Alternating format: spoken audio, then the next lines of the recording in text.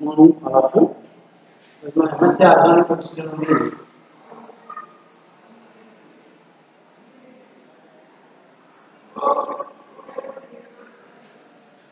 Second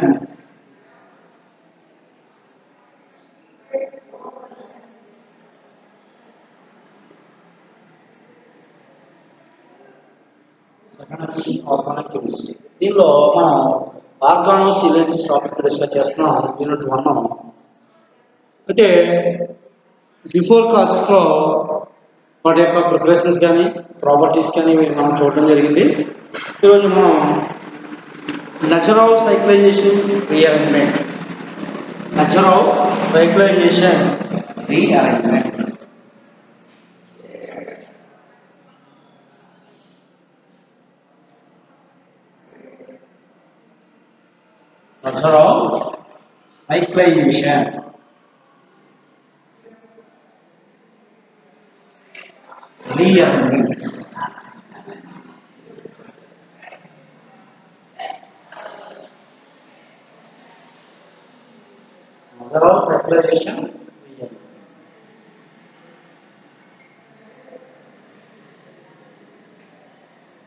ఈ method cyclisation rearrangement కనుక మనం చూస్తే సో ఏ విధంగా దీని డెఫినేషన్ ఉంది, దీని యొక్క రియాక్షన్ ఉంది, మెకానిజం మనం చూస్తే ఏమంటున్నట్టు ఇక్కడ conversion of divinyl ketones conversion of divinyl ketones conversion of divinyl ketone into conversion of divinyl ketones into cyclic alpha beta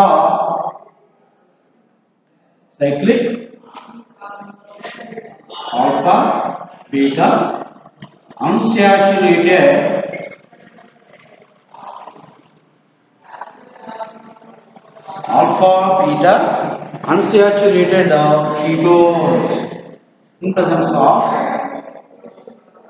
alpha beta unsaturated ketones in presence of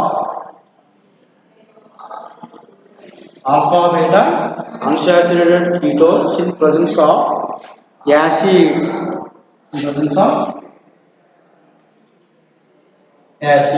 is known as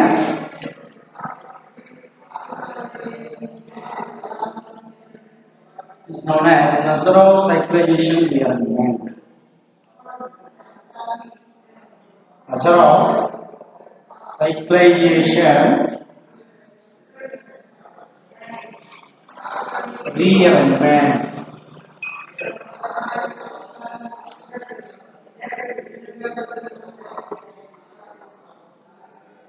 Nasaroff cyclization rearrangement. ఏమంటున్నాడు?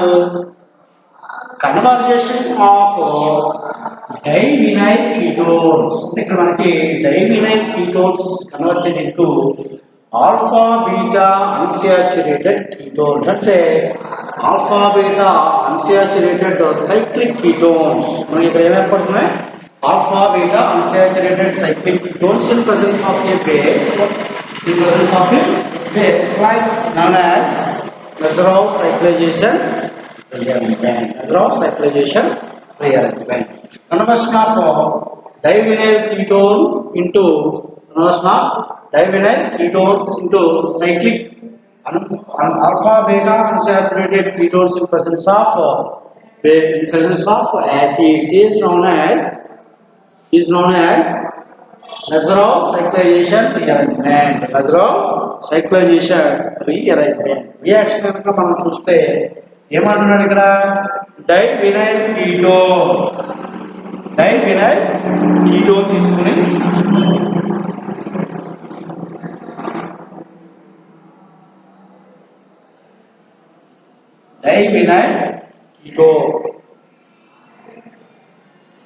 డైవినైల్ ketone ని ఏ సమక్షంలో treat చేయమన్నాడు అంటే acid సమక్షంలో treat చేసిన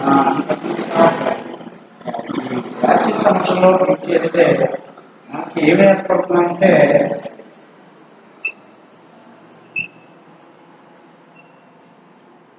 alpha beta unsaturated cyclic ketones alpha beta unsaturated cyclic ketones. ఈ విధంగా మనకి alpha beta unsaturated cyclic ketones అనేవి ఏర్పడుతున్నాయి.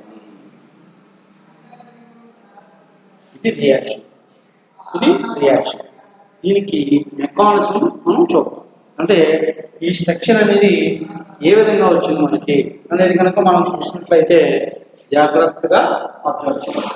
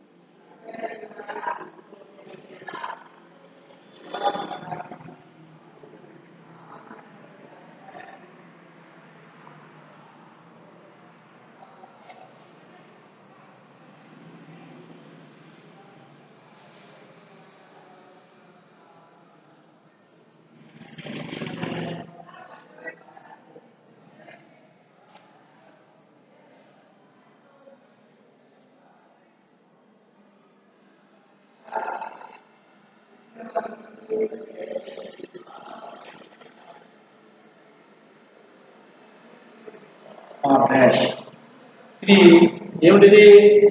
డైవినైల్ కీటోన్.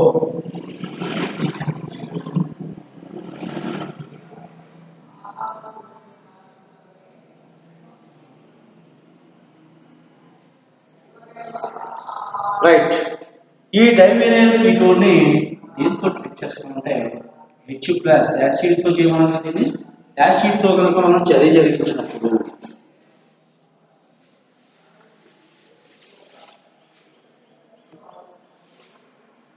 రైట్ ఇక్కడ మనకి ఈ ఆక్సిజన్ మీద ఉన్నటువంటి lone pair of electrons H plus తీసుకుని మనకి ఇక్కడ ఓహెచ్ అనేది ఏర్పడుతుంది.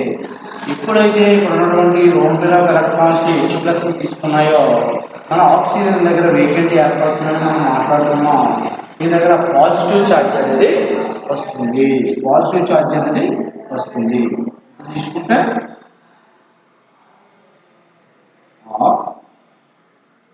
dash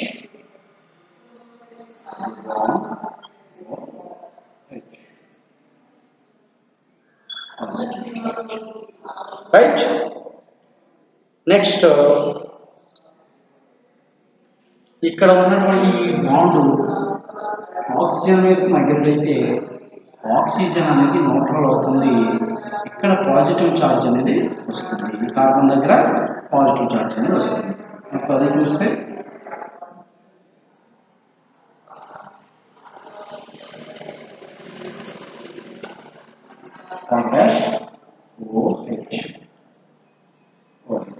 ఇక్కడ పాజిటివ్ ఛార్జ్ ఇక్కడ.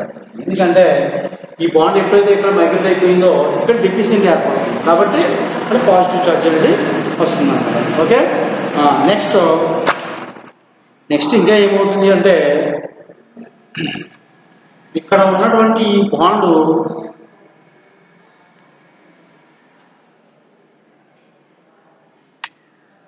రైట్ ఇక్కడ ఈ బాండ్ అనేది ఎక్కడికి మైగ్రేట్ అవుతుంది, సారీ ఇక్కడ కదా అక్కడ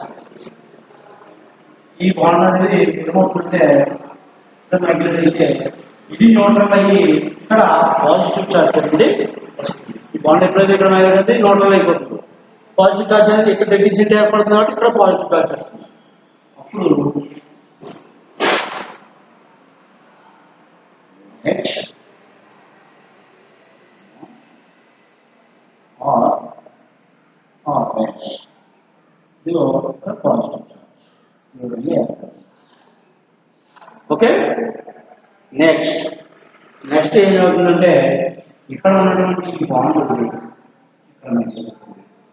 మరి పక్కన డబుల్ బాండ్స్ అనేవి పాజిబిలిటీ ఉండదు కదా. అప్పుడు వెంటనే ఈ బాండ్ ఏం చేస్తుందంటే ఇక్కడికి ఈ కార్బన్కి మధ్య బాండ్ ఫామ్ చేస్తుంది. అంటే ఇక్కడ బంధం అనేది ఏర్పడుతుంది. కింద వేసుకుని చూడండి ఏమొస్తుంది.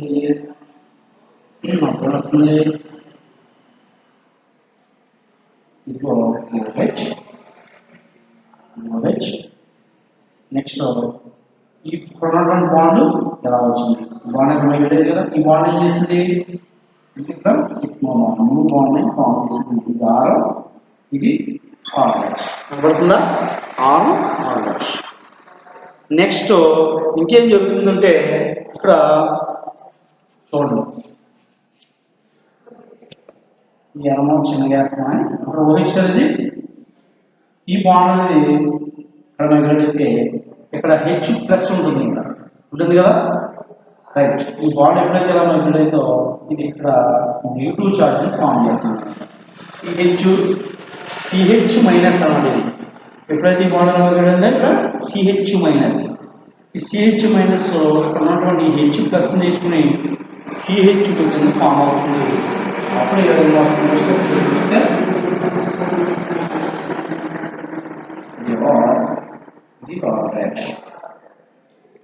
ఇది C డబుల్ బాండ్ ఇక్కడ CH2 రైట్ అది మనకి చివరిగా వచ్చేటువంటి స్ట్రక్చర్ నెక్స్ట్ దీనిలో ఇక్కడైనా తీసుకోవచ్చు ఇక్కడైనా తీసుకోవచ్చు ఒక హైడ్రోజన్ ఇక్కడ ఒక హైడ్రోజన్ ఉంటుంది ఇక్కడ ఒక హైడ్రోజన్ ఉంటుంది ఏ హైడ్రోజన్ అయినా మనం ఈజీగా తీసుకోవచ్చు అన్నమాట ఏ హైడ్రోజన్ తీసుకున్నా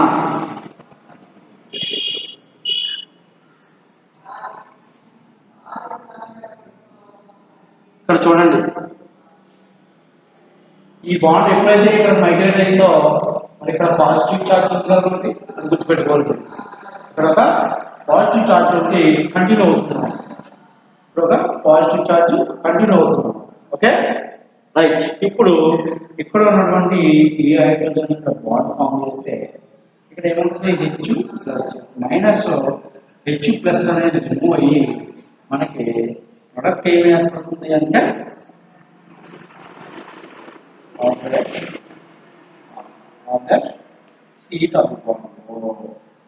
alpha beta unsaturated cyclic ketones alpha beta unsaturated cyclic ketones అనేవి ఏర్పడ్డాయి ఇదే కదా మనం ఫస్ట్ రియాక్షన్ కనుక మీరు చూస్తే ఫస్ట్ రియాక్షన్ చూసుకోండి divinyl ketone is converted into alpha beta unsaturated cyclic ketones alpha beta unsaturated cyclic ketones ఈ విధంగా మనకి ఏర్పడుతుంది ఏమిటిది divinyl ketone to alpha beta unsaturated ketone right ఇది దాని యొక్క మెకానిజం జాగ్రత్తగా చూసుకోండి H ప్లస్ ని ఈ ఆక్సిజన్ అబ్జార్బ్ చేసుకుంటే ఈ విధంగా ఇక్కడ పాజిటివ్ ఛార్జ్ ఫామ్ అవుతుంది నెక్స్ట్ ఈ బాండ్ అనేది పైకి మైగ్రేట్ అయితే ఇక్కడ పాజిటివ్ ఛార్జ్ నెక్స్ట్ ఈ బాండ్ ఇటు మైగ్రేట్ అయితే ఇక్కడ పాజిటివ్ ఛార్జ్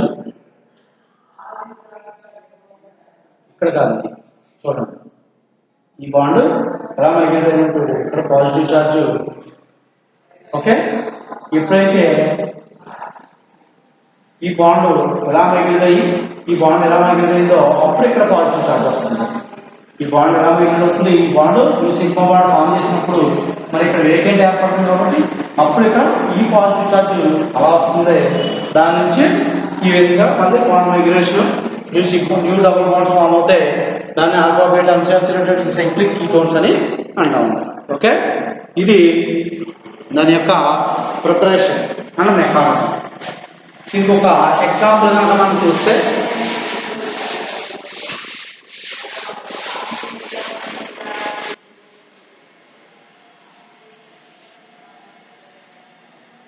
ఒక ఉదాహరణ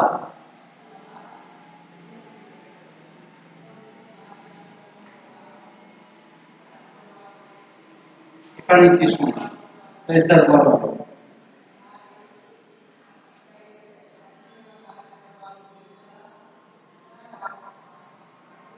CH3 C2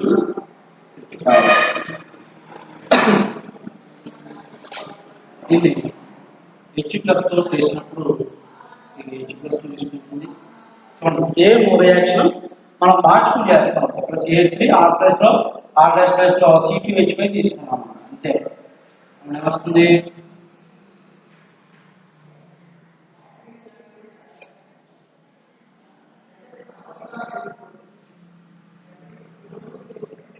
పాజిటివ్ ఛార్జ్ ఏర్పడుతుంది.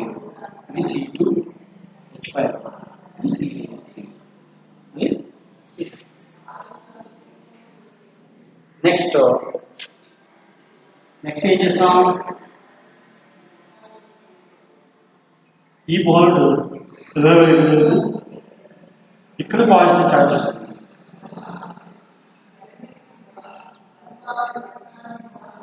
C2H5, ఇది CH3, దీని నుంచి OH, ఇది పాజిటివ్ ఛార్జ్. జాగ్రత్తగా చూసుకోండి. నెక్స్ట్ స్టెప్ లో ఏం చేస్తాం,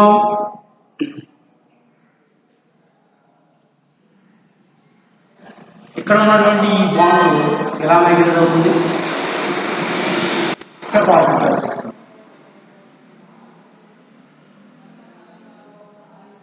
ఈ బాండ్ ఇక్కడ మైగ్రేట్ అయితే పాజిటివ్ ఛార్జ్. CH3, ఇది పాజిటివ్ ఛార్జ్. C2H5,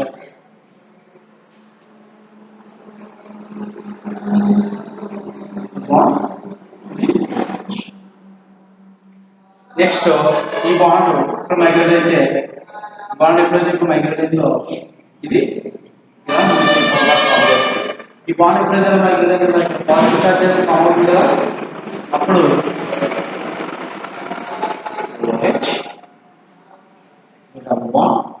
ఈ బాండ్ సిగ్మా బాండ్ ఫామ్ చేస్తుంది. ఈ బాండ్ ఎప్పుడైతే మైగ్రేట్ అయిందో ఇక్కడ పాజిటివ్ ఛార్జ్, ఇది C2H5, ఇక్కడ C2H5 CH3, రైట్. నెక్స్ట్ ఏం చేస్తాం, దీనికి ఏం జరిగింది అంటే, ఎప్పుడైతే ఇక్కడ ఉన్నటువంటి బాండ్ ఎలా మైగ్రేట్ అయితే ఇక్కడ H+ ఉంటుంది, దీని ప్రకారం డబుల్ బాండ్స్ ఉన్నాయి కాబట్టి ఇది ఇక్కడ CH- కింద ఫామ్ చేస్తే CH- తీసుకుని ఇక్కడ CH2 కింద ఫామ్ అవుతుంది. CH2 కింద ఫామ్ అవుతుంది. అప్పుడు ఏమొస్తుంది మనకి అంటే C2H5, CH3, C double bond CH2, ఇది పాజిటివ్ ఛార్జ్, మరొక పాజిటివ్ ఛార్జ్. నెక్స్ట్ ఇక్కడ ఒక హైడ్రోజన్ ఉంటుంది మనకి, ఇక్కడ హైడ్రోజన్, ఈ కార్బన్స్ లో ఈ హైడ్రోజన్ ఎలా మైగ్రేట్ అయితే H+ అనేది రిమూవ్ అయ్యి మనకి చివరిగా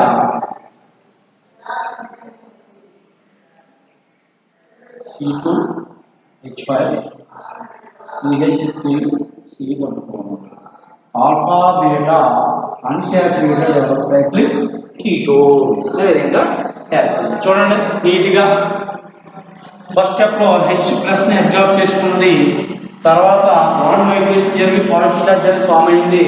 తర్వాత ఇక్కడ ఉన్నటువంటి బాండ్ ఇటువైపు మైగ్రేట్ అయితే ఇక్కడ పాజిటివ్ ఛార్జ్, తర్వాత ఈ బాండ్ అనేది ఎలా మైగ్రేట్ అయ్యి న్యూ సిగ్మా బాండ్ అనేది ఫామ్ అయింది. ఇక్కడ న్యూ సిగ్మా బాండ్ ఫామ్ అయింది. తర్వాత ఇక్కడ CH2 ఏర్పడుతుంది. దాని నుంచి ఇక్కడ ఈ పాజిటివ్ ఛార్జ్ దగ్గరికి బాండ్ మైగ్రేట్ అయ్యి ఆల్ఫా బీటా అన్సాచురేటెడ్ కాంపౌండ్ అనేది ఏర్పడుతుంది. Alpha beta unsaturated compound. ఈ విధంగా మనకి రియాక్షన్కి దీని యొక్క రియాక్షన్ మరియు మెకానిజం అనేది చూస్తాం. అంటే దీని యొక్క రియాక్షన్ ఏ విధంగా వచ్చింది మనకి, దీన్ని తీసుకుంటే మనకి సైక్లిక్ కీటోన్స్ అనేవి ఏర్పడతాయి. రైట్. దీన్నే నజరావ్ సైక్లైజేషన్ రీఅరేంజ్మెంట్ అన్నారు. ఏమన్నా Nazarov cyclization rearrangement. Nazarov cyclization rearrangement అంటే ఈ విధంగా రాస్తాం. రైట్.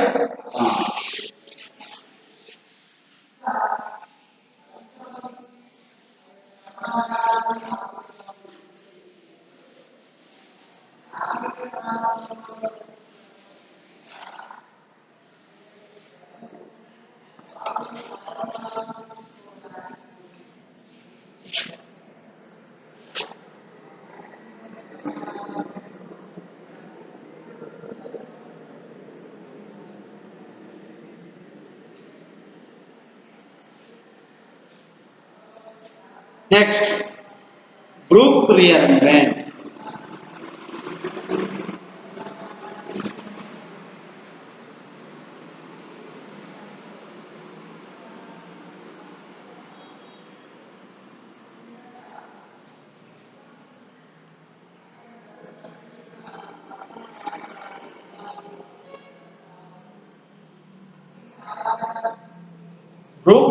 rearrangement. దీనిలో 1,2 shift of tri alkyl silyl carbinol. Tri alkyl silyl carbinol అంటే ఇక్కడ మనకి సిలైల్ కార్బినాల్ కనుక మనం తీసుకున్నట్లయితే ట్రై ఆల్కైల్ సిలైల్ కార్బినాల్ తీసుకుని దాని నుంచి ఏం ఫామ్ అవుతుందంటే సిలైల్ ఈథర్స్ అనేవి ఫామ్ అవుతున్నాయి. సిలైల్ ఈథర్స్ అంటే tri alkyl silyl carbinols to give silyl ethers in presence of a base like NaH and N-butyl lithium and sodium hydroxide is known as Brook rearrangement. Known as Brook rearrangement. The 1,2 shift of definition. The 1,2 shift of 1,2 shift of trialkyl silyl carbinols.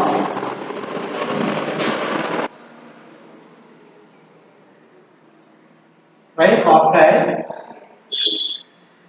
silyl carbinols. Trialkyl silyl carbinols to give silyl ethers. To give silyl ethers.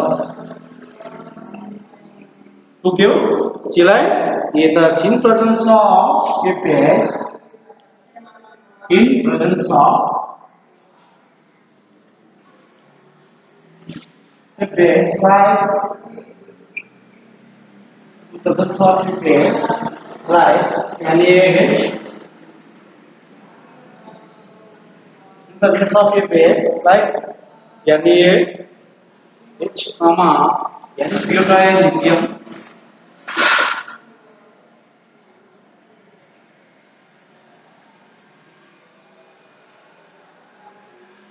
NaH, N-butyl lithium and sodium hydroxide.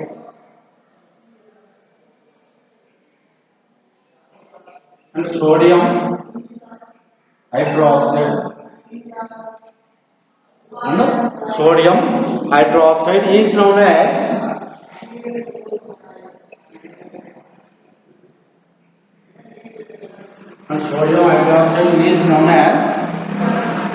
Brook rearrangement.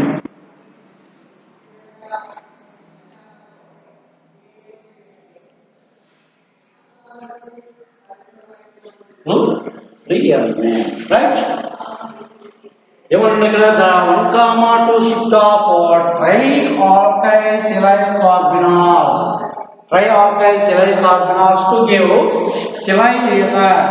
To give silyl ethers in a presence of a base like sodium hydride and N-butyl lithium and sodium hydroxide is known as Brook rearrangement. Brook rearrangement అంటే ఏం చెప్తామంటే మనకి 1,2 shift of trialkyl silyl carbinols. 1,2 shift of trialkyl silyl carbinols to silyl ethers in presence of base like NaH and N-butyl lithium and sodium hydroxide is known as Brook rearrangement. Is known as Brook rearrangement. అంటే ట్రైఆల్కైల్ సిలైల్ కార్బనాల్స్ అనేవి ఏథర్స్ కింద convert అవుతాయి. సిలైల్ ఏథర్స్ కింద convert అవుతాయి దేని సమక్షంలో? In presence of a base సమక్షంలో. ఏంటవి? NaH and N-butyl lithium and sodium hydroxide is known as Brook rearrangement. Is known as Brook rearrangement. దీనికి రియాక్షన్ చూద్దాం.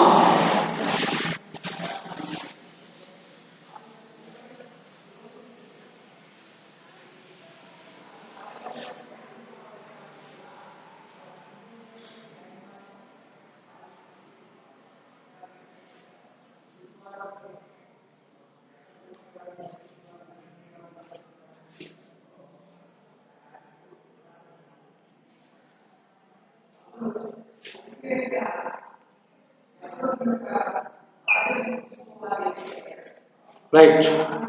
Silyl carbinols.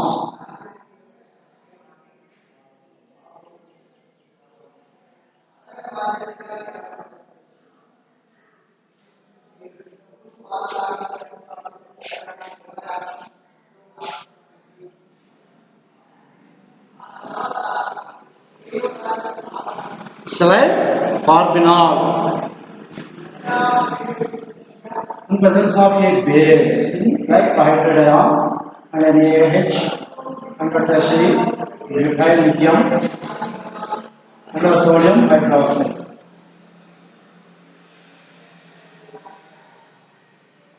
And then forms silide ethers. Silide ethers. Or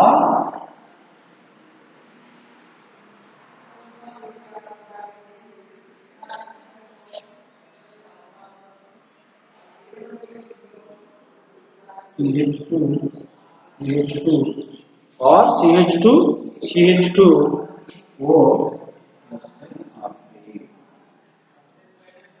silide ethers.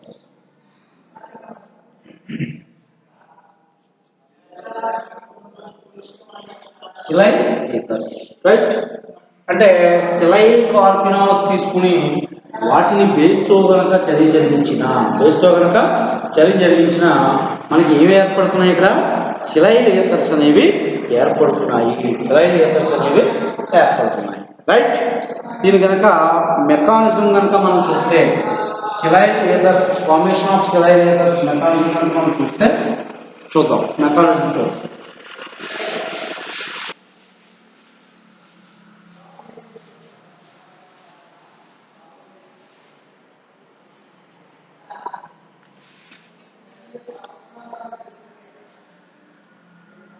mechanism.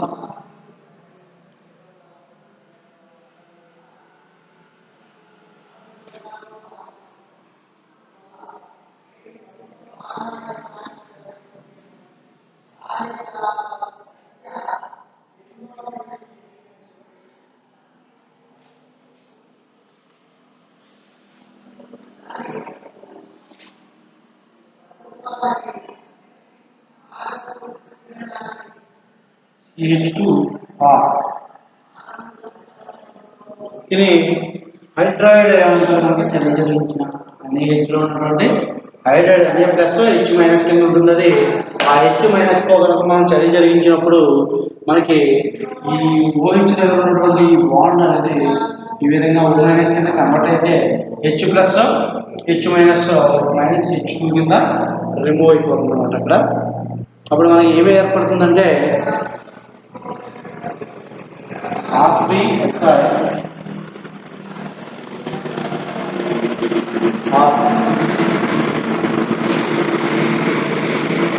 O minus ఈ విధంగా మనకి second step లో form అవుతుంది.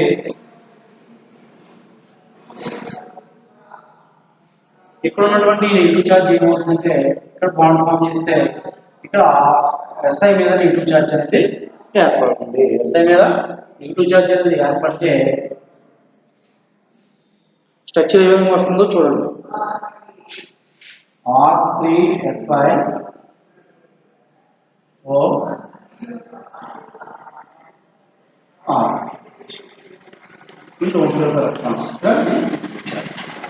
Right. దీని నుంచి మనకి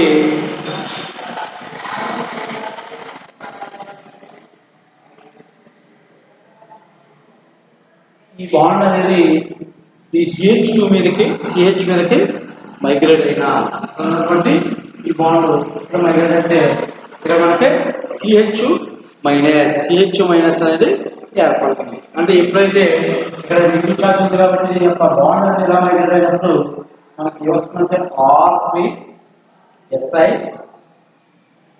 O R ఈ విధంగా బాండ్ మైగ్రేట్ అయినప్పుడు అక్కడ నెగిటివ్ ఛార్జ్ అనేది ఏర్పడుతుంది. దాన్ని H ప్లస్ తో కనుక మనం చర్య జరిగిస్తే ఈ H ప్లస్ యాడ్ అయ్యి మనకి R3SI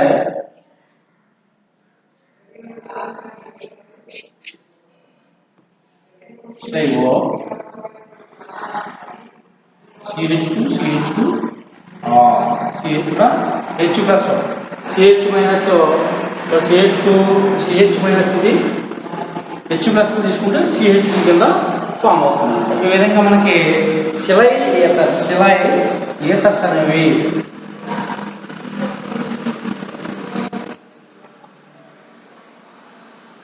మనకి సిలైల్ ఈథర్స్ అనేవి మనకి ఏర్పడడం జరుగుతుంది. ఏం చేస్తాం ఇక్కడ హెచ్ ప్లస్ తీసుకుంటే ఇక్కడ హెచ్ మైనస్ తోటి రియాక్షన్ చేసినప్పుడు -H2 రిమూవ్ అవుతుంది. దాని నుంచి ఇక్కడ మనకి సైక్లిక్ ప్రొడక్ట్ అనేది ఏర్పడింది, ఆక్సైడ్ ప్రొడక్ట్ ఇది. దీని నుంచి మళ్ళా ఇక క్లీవేజ్ అనేది జరిగి నెగిటివ్ చార్జ్ అనేది ఫామ్ అయితే దీని నుంచి ఒక హెచ్ ప్లస్ తీసుకుని మనకి సిలైల్ ఈథర్స్ అనేవి ఏర్పడ్డాయి. ఓకే, రిమైనింగ్ ఎగ్జాంపుల్స్ రేపటి క్లాస్ లో చూద్దాం.